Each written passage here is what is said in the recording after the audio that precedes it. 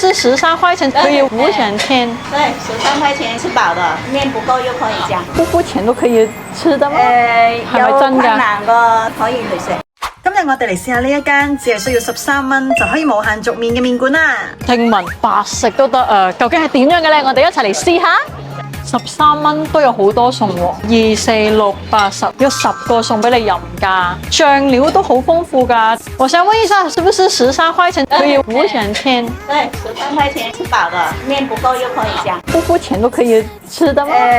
有困難個可以去食。哦，真係好有愛心喎！原來呢度係食人情味啊！有6種麵任選啊！老闆，我要個手工麵，然後再送你一個飲料。13塊錢還有飲料送，對，還有雞蛋哈。還有雞蛋，我哋自己 DIY 一碗先。有先加麵湯，呢個豆腐豬紅，同埋一啲內臟，同埋紅蘿蔔仔，同埋西芹。我中意食蒜嘅，所以落多1斤先。辣油，哇！喺香港13蚊，淨係可以夠喺71度買到一支水啫。究竟係咪真係有錢賺㗎？唔差。即係撇除咗我係我自己撈啦，佢個土豆絲咧都係好爽脆嘅，肉醬個味咧係好夠，係啊比較偏稀咗少少，但係我覺得係足夠啊！即係用13蚊嚟講咧係終極性價比。睇睇而家係食飯時候啦，全部都係滿晒嘅。